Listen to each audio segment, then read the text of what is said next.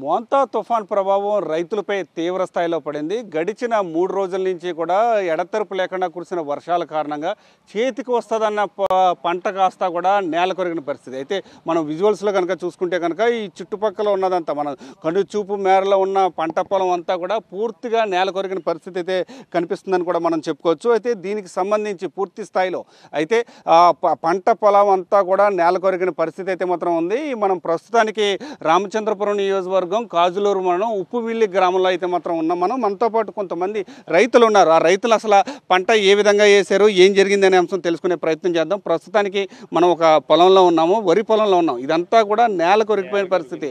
అసలు ఇక ఎన్ని ఎకరాలు మీరు సాగు చేస్తున్నారు? ఇప్పుడు నేల కొరిగిన పొలం ఎటువంటి పరిస్థితులు ఉన్నాయి? 3 ఎకరాలు చేస్తున్నానండి. మొత్తం 125 రోజులు అవుతుందండి. ఇంకో 10 రోజులు అయితే మాకు పంట చేతికి వస్తుందండి. మొత్తం కిందకి అరిపోవడం వల్ల మాకు ఏం పని చేయదండి. నేను కౌలు రైతునండి. రైతు భరోసా కూడా వేస్తున్నారండి. వాళ్ళకి వెళ్తే తప్పని మిగతాలో ఏం తగ్గినాక ఉండదండి.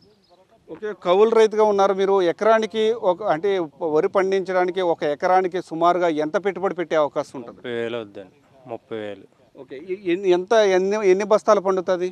ఎకరం ఉందంటే 30 బస్తాలు పండుద్దండి. ఇప్పుడు కొంచెం బస్తాలు కూడా అవుదండి. అంటే పూర్తిగా ఇది నేల కొరిగిపోయింది కదా, దీన్ని ఏమైనా చేయడానికి ఏమైనా అవకాశం ఉంటుందా అసలు? ఇప్పుడు మనిషిని రమ్మంటే 1,000 రూపాయలు 1,200 అడుగుతారండి. 1,200 ఇట్టి ఎవరు చేస్తామండి పని? ఒకళ్ళు ఉందండి, ఇంకా అలా బతిమాలు చేయలేక పని చేసి కూడా ఎవరు లేడండి. మిషన్లతో చేయించుకోండి. ఈ నీటిలో మిషన్ కూడా దిగబడిపోయింది. గంట అట్టిది 2 గంటలు పడుతుందండి. ఇప్పుడు అసలు ఏ దశలో ఉంది? ఈయన దశ అంటారు కదా, ఏ దశలో ఉంది అసలు? ఈయనకి అయిపోయింది, 10 రోజులకి వచ్చేద్దండి. మొత్తం పెట్టుబడి అంతా అయిపోయిందండి. పెట్టుబడి అంతా అయిపోయింది. అదేవిధంగా మరికొంతమంది రైతులు ఉన్నారు. పెద్దయినా చెప్పు, అసలు ఇలాగా అంటే రైతులు ఇలా కనుక పంట పొలాలు కనుక మునిగిపోతే రైతుల పరిస్థితి ఎలాగ ఉంటుంది? అంటే వేలకు పెట్టుబడి పెట్టారు, ఏంటి పరిస్థితి? ఏమంటారు? ఇలాగ ఉంటే అండి కొంతమంది రైతులు ఇంకేంటి అవుతారండి, గట్టు మీద పడుకుంటారండి. ఇంకేం చేయలేక అప్పులు మీలెటర్ దగ్గర తెచ్చి అప్పులు తెచ్చి పెట్టేసి ఇంకేం పని. ప్రభుత్వం రైతులను ఆదుకుంటుంది కదా. అంటే ఇప్పుడు ఈ పొలానికి ఎంత ఒక ఎకరానికి పొలానికి రైతుకి ఎంత నష్టం వస్తుంది? నష్టం మించిలో అండి 60,000 70,000 నష్టం వస్తుందండి రైతుకి ఎకరానికి. అదండి ఇలాగ ఉంటే దీన్ని తీయడానికి కూడా దారి దొరకదండి. మనిషి 1200 1300 అడుగుతున్నారండి కూలి.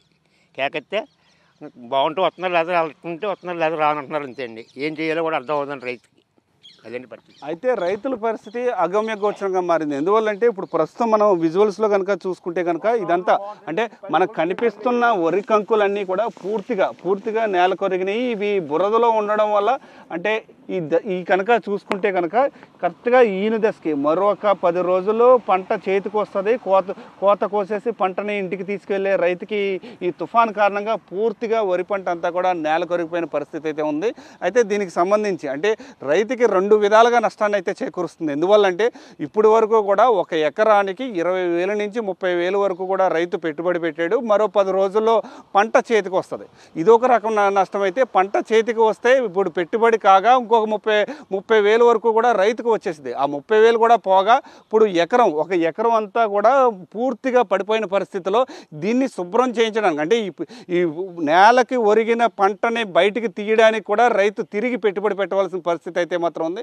అయితే ఇందులో ప్రభుత్వాలు అయితే రైతులను ఆదుకుంటున్నాయి, కానీ కౌలు రైతులను కూడా ప్రత్యేకంగా ఆదుకోవాలని చెప్పి కొంతమంది కౌలు రైతులు అయితే డిమాండ్ చేస్తున్నారు. ఏదేమైనప్పటికీ కూడా మోంతా తుఫాన్ కారణంగా అయితే మాత్రం ఉభయ గోదావరి జిల్లాలో వరి రైతులు అయితే మాత్రం తీవ్రంగా ఇబ్బందులను ఎదుర్కొంటున్నారు. తీవ్ర నష్టాన్ని కూడా చెవి చూశారని చెప్పుకోవచ్చు. దాంతోపాటు అంటే ఇటు వరి రైతులే కాకుండా వాణిజ్య పంట రైతులు కూడా ఈ ఇబ్బందులు అయితే ఎదుర్కొంటున్నారు. ఎందుకంటే వాణిజ్య పంటలకు కూడా అంటే వరి పంట కంటే ఎక్కువ మొత్తంలో పెట్టుబడి పెట్టాల్సి వస్తుంది. పెట్టుబడి పెట్టిన అంతా కూడా పూర్తిగా నష్టపోయి ఇటు అరటి కావచ్చు, లేకపోతే కూరగాయలు కావచ్చు, మరి ఏ ఇతర పంటల వాణిజ్య పంటలైనా సరే పూర్తిగా రైతులైతే మాత్రం నష్టాన్నే చేకూర్చిందని చెప్పాలి. ఇది ఇక్కడ పరిస్థితి. కెమెరా పర్సన్ చైతన్యతో సతీష్, 10 టీవీ, కాజులూరు మండలం ఉప్పుమిల్లి గ్రామం నుండి.